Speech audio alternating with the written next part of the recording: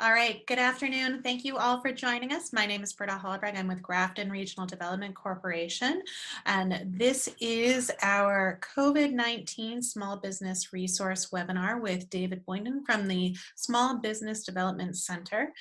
David's prepared a presentation for us, so we're going to take a couple of minutes, go through that.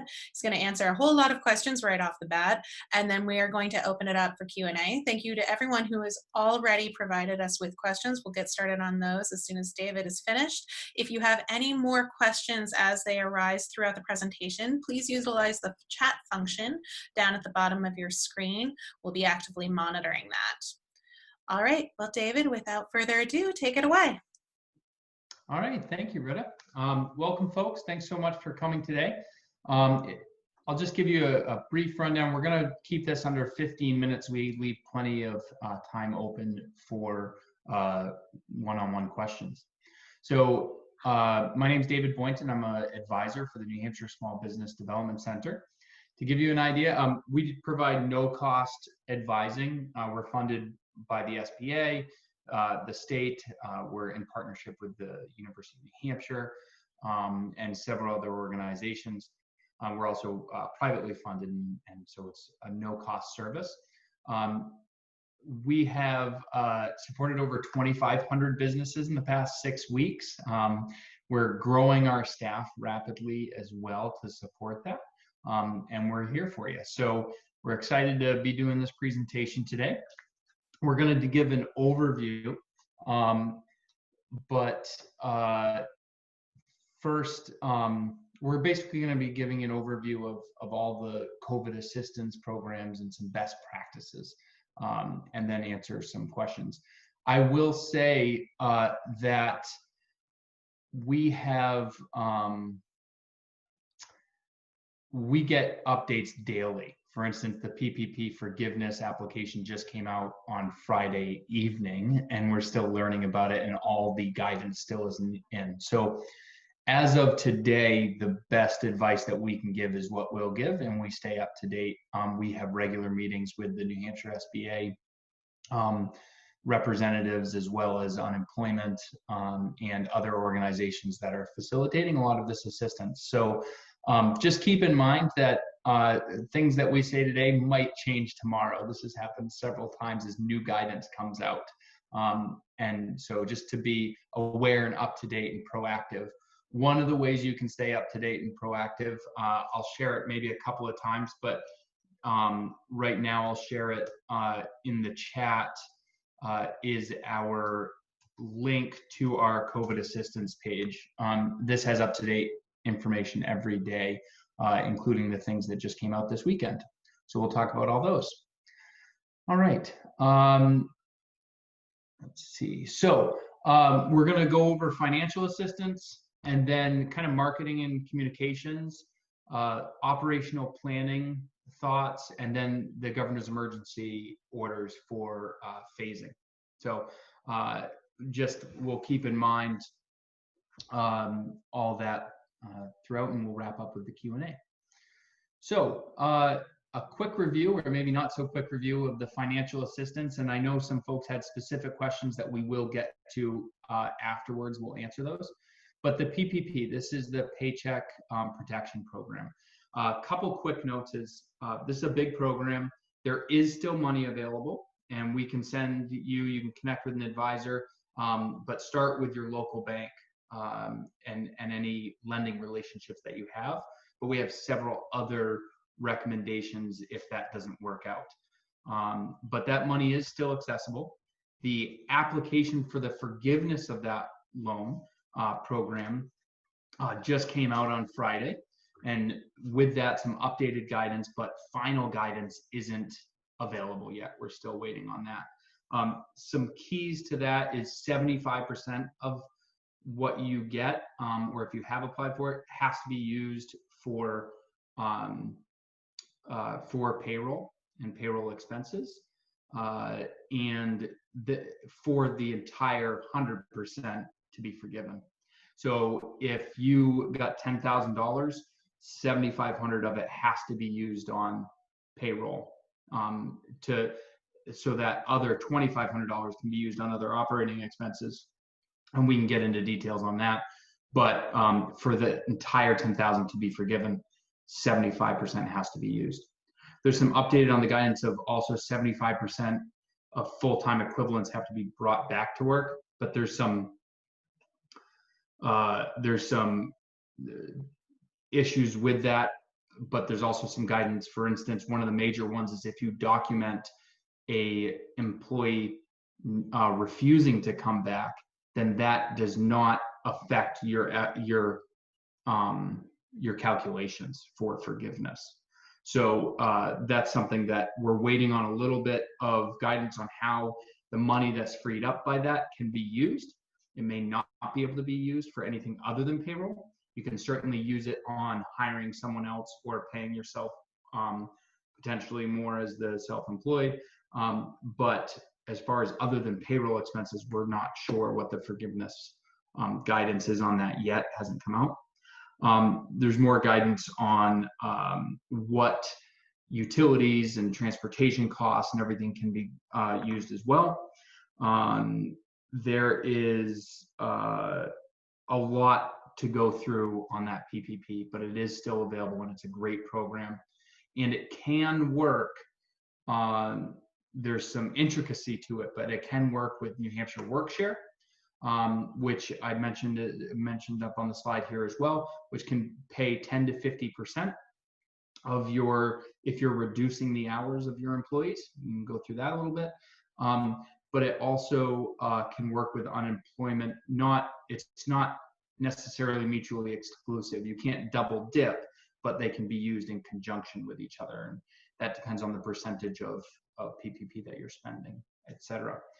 One quick note on the EIDL, which is no longer available except for farmers, food, agriculture, if you filed a Schedule F. You are considered an employee as the self-employed. So that's something that's been a little bit of confusion for folks, but in your PPP calculation, you can include yourself as an employee. And if you already applied, you can get an adjustment if you haven't received that yet. And you can reach out to us to see that process. It's a little bit vague, but I have had clients get an adjustment and include their payroll. New Hampshire Main Street Recovery Funds. So those quickly are available. They just became available. The application should by now be on our website. If not, we can send it to you or you can Google it. The pre-application is due by the 29th. I would get that in right away. It's very simple. It's a one-page application. And then on June 1st, guidance is going to come out for eligibility. And then on June 8th, your final application will be due. So it's relatively vague, but it's relatively straightforward as well. This is a grant, so it is free money, meaning you don't have to pay it back, unlike the PPP or the EIDL. So pre-qualification, make sure you get it in by the 29th. Farm and food, childcare, and nonprofits are going to get separate guidance soon. There is no guidance at this point, but they are ineligible for those funds. So just keep an eye out on the website for that. In addition, we'll just jump right down to the BFA. More money has gone to the BFA, and they are offering temporary loans. The CIT loans, the line of credit enhancements really help the bank, but they also can help you if you're looking for a line of credit or you have a line of credit. You can basically get a line of credit with a 3-year payoff requirement instead of a 1 year, which is most lines of credit. It can also be termed out. They're going to have more programs coming out because they just got an additional, I believe, $30 million from this Main Street program. Okay, the EIDL, it's a term loan agreement up to 4% over 10 years. We're seeing clients get up to 50% of what they were saying 6 months of an operating cost. So we're not sure about the exact calculations of how things are going, but if you did apply, one thing that we say is check your email and spam and everything for an invitation to open your portal, your online portal. When you register that, that's when you can choose to take that loan or not. They can be used in conjunction with the PPP, but not for the same use of funds. So we can go over that in a little bit more detail. The SBA debt relief program is very straightforward, but lenders sometimes don't know about it and should. And I would insist that, and as I do with my clients, that if you have a loan for your business property, for equipment, a small business loan for startup, like a 7A or something like that, microloan, a line of credit, check with your banker and see if it was SBA supported. Most loans are, especially for startups. So if you're a restaurant or retail and you got a startup loan, it's most likely an SBA 7A loan or a 504 if it included real estate. And 6 months of principal, interest, and fees are paid to your lender for you. And you don't even have to fill out a piece of paper. So make sure you check in with your lenders regarding that, and 6 months of your loans will be paid. That also, if you apply for one of those loans and get approved, if you still have cash flow throughout this, and get approved, let's say for a 7A loan, and it is fully dispersed by September, I believe, 27th of this year, the first 6 months will be paid. So that's an incentive for the bank to start lending to you as well.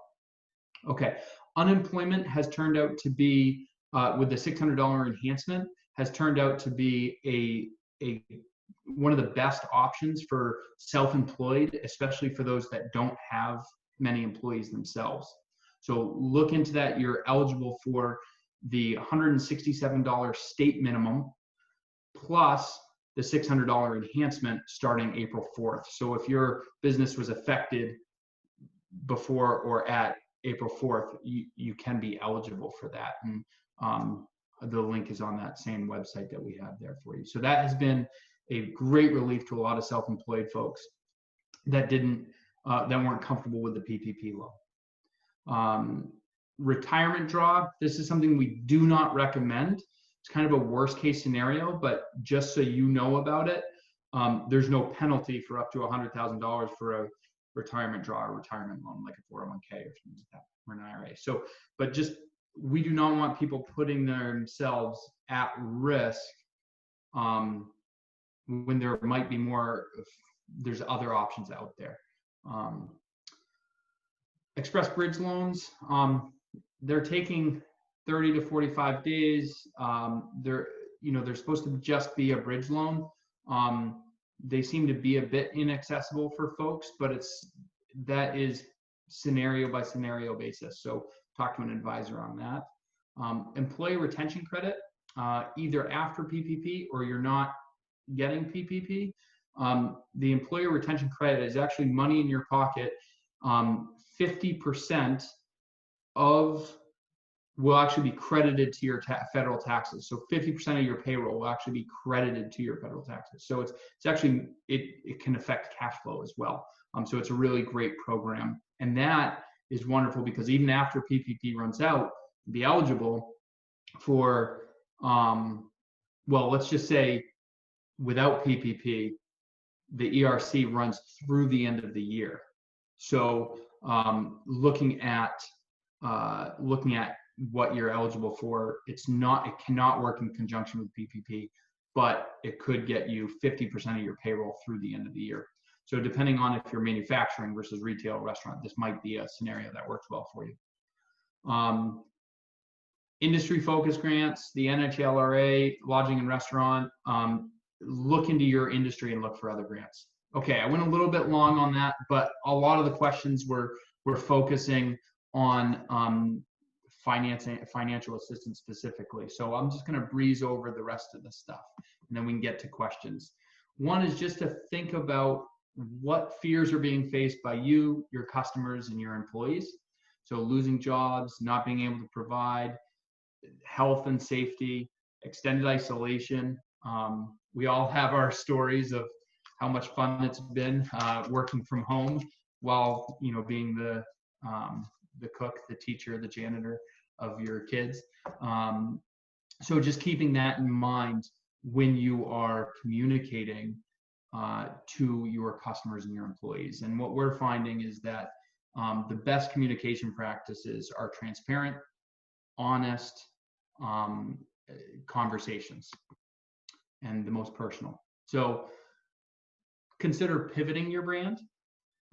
This is something like if you weren't a restaurant that did a lot of takeout or carry out, maybe changing your branding around that and staying true to who you are and who you've been. You know, if you're a community pub or you're something like that, but pivoting your brand. So thinking outside the box here. One thing to think about is a lot of you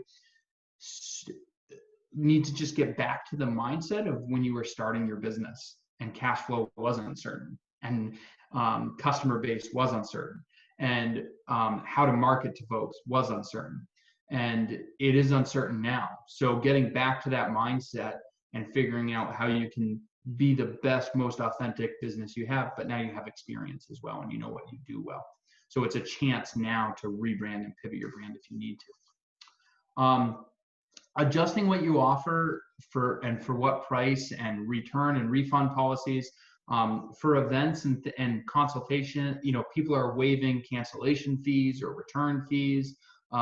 Folks are trying to create, you know, if you register for an event, but then you have symptoms, we're going to fully refund you, right? So how are we keeping, people are worried about safety. So how are we keeping people safe with our policies and procedures? And then how are you communicating that?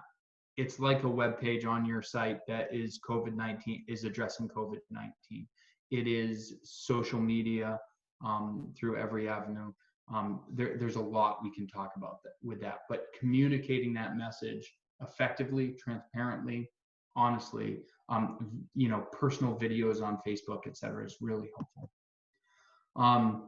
Starting with your existing customers is key, and adapting your physical location. We'll go over that in a little bit of operations, but think about your email campaigns, how much noise people are hearing from everyone from their dentist to their you know, chiropractor to whoever it is. There's every email coming out. So how is your email campaign short, sweet, to the point, compassionate, and what your customers want to be hearing from you as an establishment?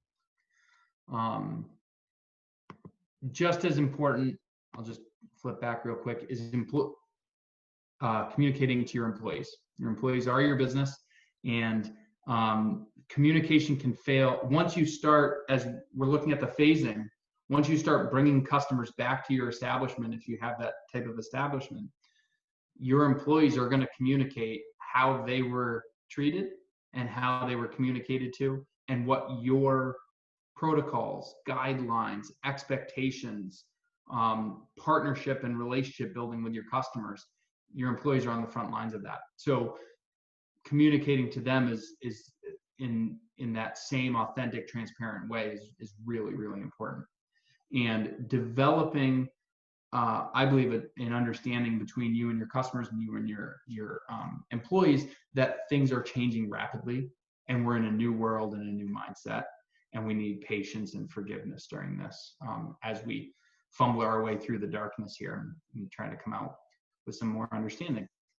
Okay, so create an operational plan. I've put some notes up here, but a written response plan and an updated employee handbook is really, really important.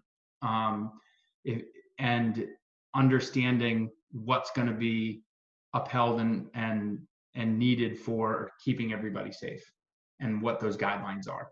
So if you do need to let go an employee, or you do need to support an employee turning down a customer that's not following your guidelines, how do you have this written? How do you have it explained? How do you have training in place to be able to implement that? Okay, other one is vendors and securing your supply chain. Think about local sourcing where possible, because if you can shorten your supply chain, it's going to be more resilient in the long run. A decentralized versus a centralized supply chain is going to be more resilient in the long run. So now's a a chance to really look at, in these unprecedented times, how can I reconfigure how I'm getting what I need to turn it into my product or service? And what guidelines are you communicating, not to just your delivery business, but the actual driver and delivery person? And how can you communicate to everything from your landlord to your vendors, payments, cash flow, expectations, whether you're waiting on loans or not loans, and being really transparent and working together, menu planning and meal planning if you're a restaurant, other ways to relook at contracts, agreements, and cash flow.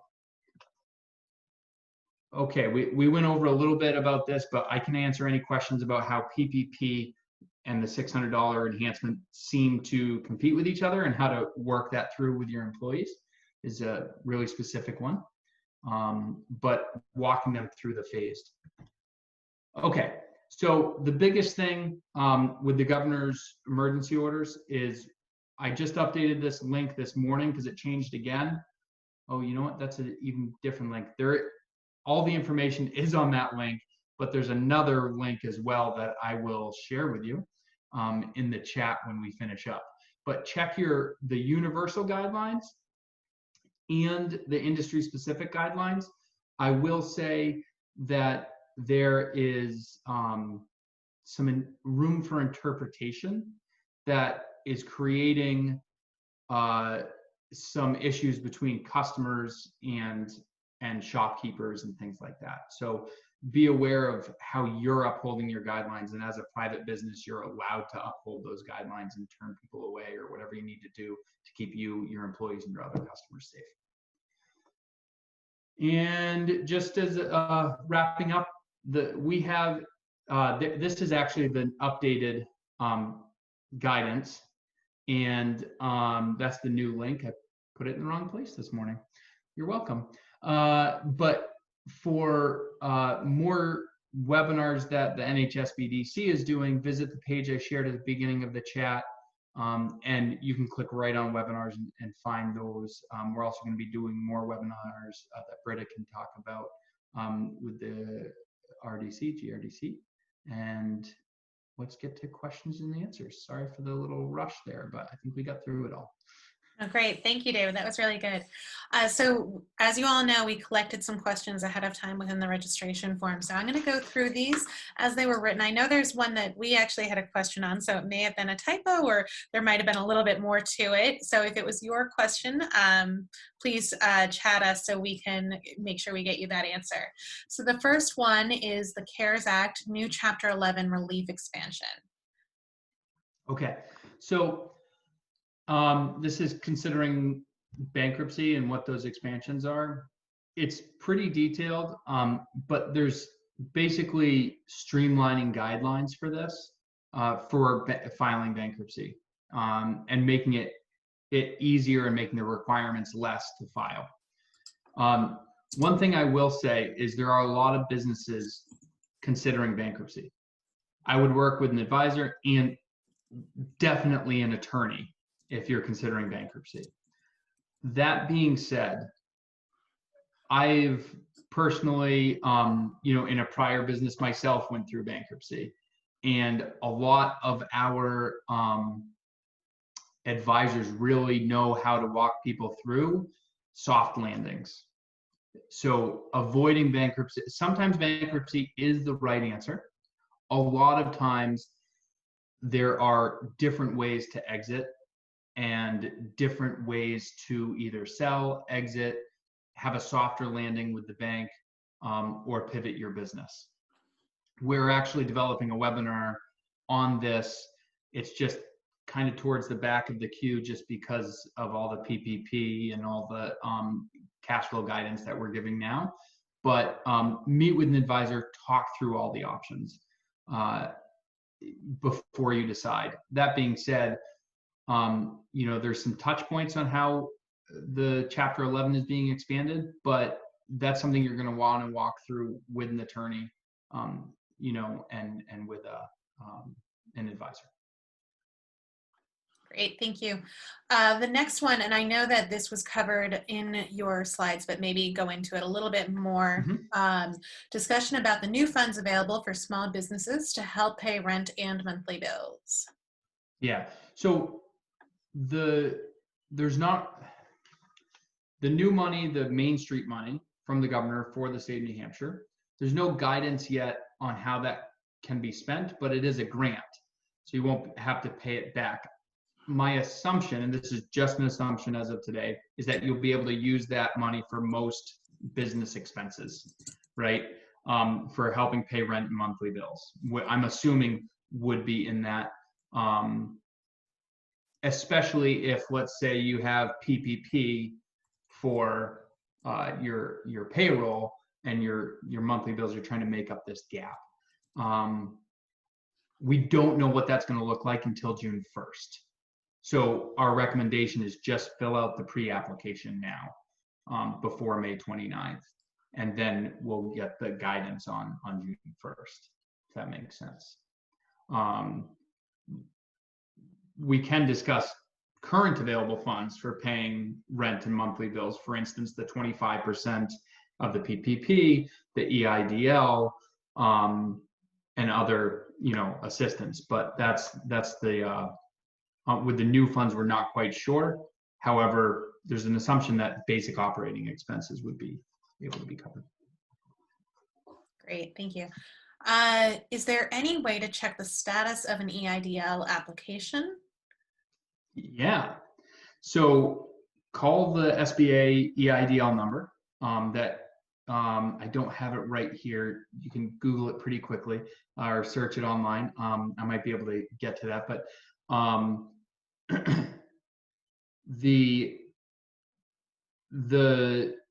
we've had many clients and they have shortened their call times drastically. The best way has been to call that number, and people have been able to check on their status of where they're at. We have had a huge number of clients in the past week get their invitation to the online portal, which has been a huge relief for them. And it's starting to get them all the documentation and telling them how much is going to be coming. So if any at all, if they're approved, et cetera. So we're looking right now at 30 to 35 days since their application has been about the average of when they hear something. So to this person's specific question, if it's been more than 35 days, definitely call the number and check in. If it's been, and look in your spam for the portal invitation, et cetera. If it's been 20 days, you might have to wait, but I still would recommend, if you have the time, to give a call and check in on that. There's a second part to that question. Yeah. Will guaranteed payments to LLC members be included when calculating total payroll expenses for determining PPP forgiveness? Yes. You can include guaranteed payments and owner draws. Yep. Great. If you didn't include that in your original calculation, let's just give a quick example. Let's say you forgot to, it was very unclear in the original application of the PPP if you as the owner could include yourself in those salaries. And if I have two recommendations. One, I would call your lender and try and adjust. And if you have problems with your lender, reach out or send them to, I believe it's nh_lending@sba.org. I can pull that up actually. And they can email that email and be walked through how to add, I have it right here. So they can be walked through how to add those funds to the loan, to the PPP loan, and then forgiven because you'd be using it for payroll expenses. That counts towards payroll. That being said, if you didn't and you had employees refuse, document that refusal, but you can pay yourself just like you'd be hiring someone else to do their job out of that PPP. Hope that helps. Great, thank you. Yeah. This one might, I'm not sure if we'll have this one. How long will the state provide masks? How long do employees get $600 weekly?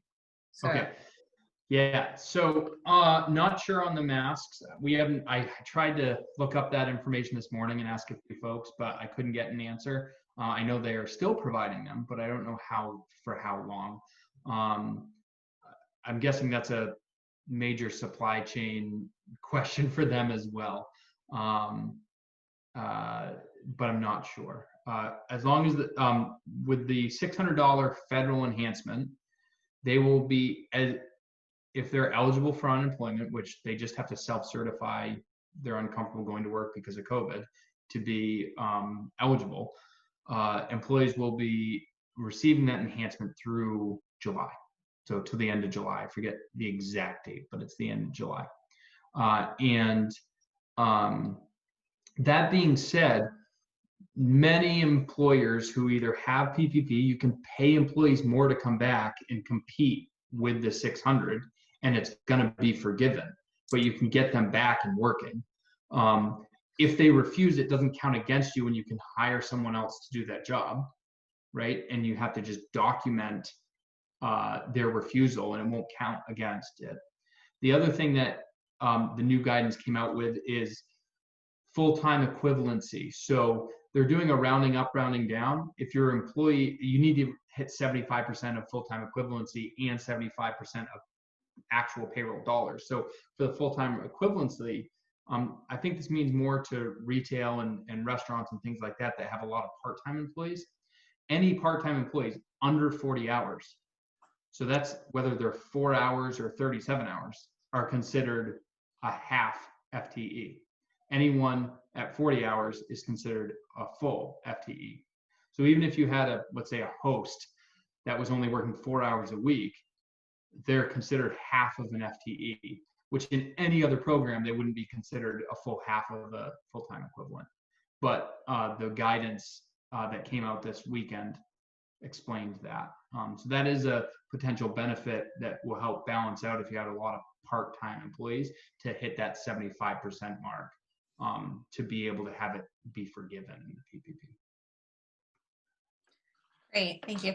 And we had Actually, let me just clarify too. sure. Another way to work around this $600 thing is to look at Workshare, and that works also with their unemployment, so they would still be eligible. So New Hampshire Workshare, they'd still be eligible for the minimum, as long, so as long as they're eligible for the state minimum, even just $1 from the state, they will get the $600 enhancement. So if you're paying them, but with reduced hours because of the PPP, they're still eligible to keep filing for unemployment because of the reduced hours during this time. And which you may have reduced hours for them anyway, because of less customers, and they're still eligible even if they just get $1. So the calculation is as long as you're paying them less than 500, so if you're less than $555 a week, so if you pay them $554 or less per week, or yourself, you're still eligible for unemployment, which allows you even $1 of unemployment, but the $600 enhancement through the end of July. So this is what we know as of now, talking to unemployment and SBA.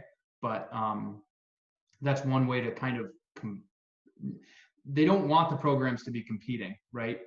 PPP is used to get people off of unemployment. But that's the whole point of it.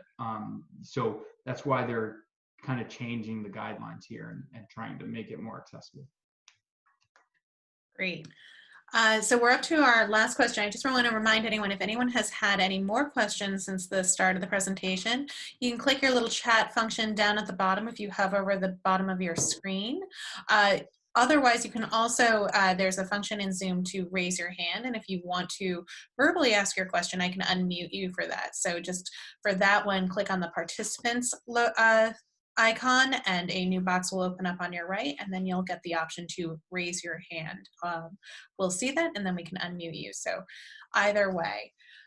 So the last question we have right now is, I'm interested in the specifics of the PPP for those of us who have received it, and if an owner in a partnership has collected unemployment but is uncomfortable returning to work with the public at their place of business, are they now ineligible for unemployment benefits and must utilize PPP funds along with the other owner/any staff that will return? Again, I think this one might be one that we've kind of covered through the other questions.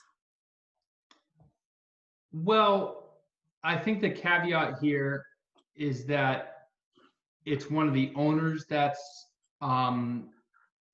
refusing to return to work. There isn't specific clarification on that. What I'm trying to get out of the current SBA is an interpretation of what's already been out there. So we're working together to try and get to answer that question. What's the interpretation of what's been presented specifically? So we don't have an exact answer to that yet. I think what I wouldn't do is hesitate too much to actually spend the PPP money, because you only have 8 weeks. Now, that being said, they just updated the guidelines. It's not 8 weeks from the disbursement date. You can actually be 8 weeks from the first pay period after your disbursement date. So you can align the PPP spending with a pay period, which is really much more convenient for accounting purposes. So that's really great. And then you'll have a couple weeks after the PPP to submit the forgiveness application. One of the things that we're going over in our webinars for PPP forgiveness is how important documentation is. So we're recommending either a separate bank account and/or using classes in QuickBooks or something like that, and really going through what can be used and what can't be used, and how are you making that calculation from the 75% so you can get the entire thing forgiven. It's really important. Yeah, so that's my answer on that one. I think a couple other questions have come in, but yeah.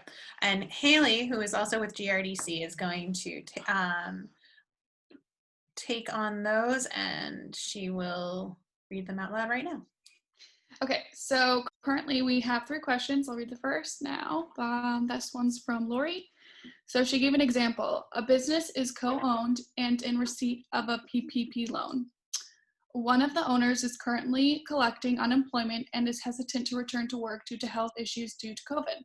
Can one owner still collect unemployment and the other owner and employees return to work as long as the FTE is met for payroll and still be eligible for forgiveness? My interpretation of the current law is yes. Because, and the reason why I'm making this assumption, just to be really clear, I don't work, we're funded by the SBA, but I don't work for the SBA. So what the best understanding is that self-employed people are treated like employees for this application process and the forgiveness process and everything. So it's just like an employee not coming back, refusing, and you get documentation of that, and that won't count against your calculation for FTE. That's an assumption right now until there's actual clear guidance that comes out. But I think you're safe as long as there's no double dipping, meaning that person isn't getting paid in owner draw and filing for unemployment, right? So I think as long as there's documentation, it won't count against your FTE. And if your FTE is still good with the 75% because you're paying people more, you're hiring someone to come in and do her job, then that's fine. Now, there's also some other assumptions as far as like when the end of July comes around and that person isn't eligible or may not be, we don't know what extensions or anything, as a self-employed person may not be eligible for unemployment anymore, because before COVID, self-employed person wasn't eligible for unemployment. So thinking through the long term, I think one of the challenges people are having right now is they're thinking very short term, and communicating long-term decision making to your employees, to you as owners, and to your customers is really important. Keeping people safe and keeping your business afloat. Okay, the next question. If EIDL was applied for and no response has been received, can we expect to receive a response, or are all of the funds exhausted? So I think you should expect to receive a response either way. The funds were exhausted in a way that they weren't accepting any more applications unless it was the Schedule F, like agriculture. But they put in more money even after the application was shut off. So we don't know. We still have people getting EIDL money. I literally had a client this morning that applied 35 days ago for EIDL, get the money. They just got the portal access this morning. They haven't even gotten the money yet. So just some patience with this is required. We just don't have any guidance on it. We're just trying to convey what we're seeing through our, at this point, thousands of clients we're helping out. We're just trying to give a feeling to people that they are going to get a response. Just keep in touch and call that number if you need to. And that's kind of the best we can do at this point. We're not sure if everyone that applied is going to get the loan. Okay. And next question, how will the NH Main Street Recovery Funds interact with PPP and or EIDL? We will be getting that guidance on June 1st when it actually comes out, right? So the important thing is to get your pre-application in. And then they'll know, they actually ask about PPP and the EIDL in the application. So that may affect the process at which they're going to be giving these grants. I'm expecting that it's going to depend on how you use the money, whether it affects your PPP or EIDL, right?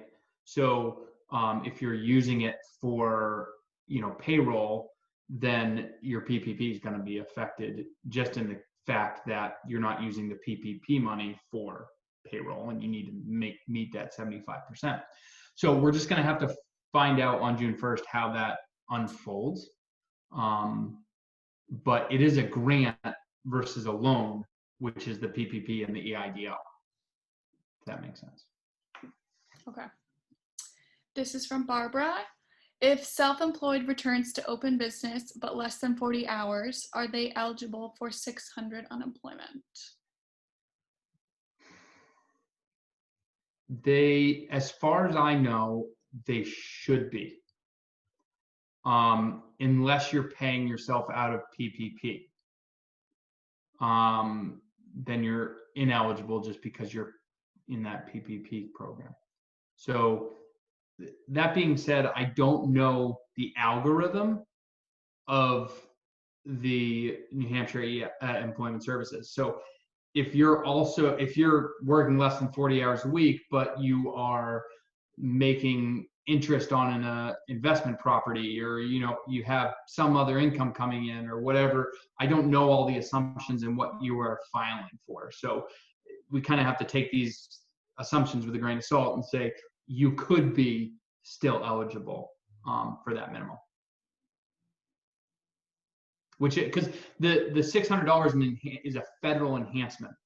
So and it's automatic. So as long as you're eligible for $1 from the state, which self-employment, I don't know that. We don't know that algorithm. So as long as you're still eligible, for the state, then you're still eligible for the $600 enhancement. Okay. How do you access the employee retention credit information? Awesome. Great question. It's a pretty, it's a form. It's an IRS form. Don't roll your eyes. It's an IRS form, but I'm going to just give you this link to our New Hampshire Small Business Development Center link that has a link to an information on that employee retention credit. Also, contact an advisor to kind of talk through. We also have on there a great 13-week cash flow template.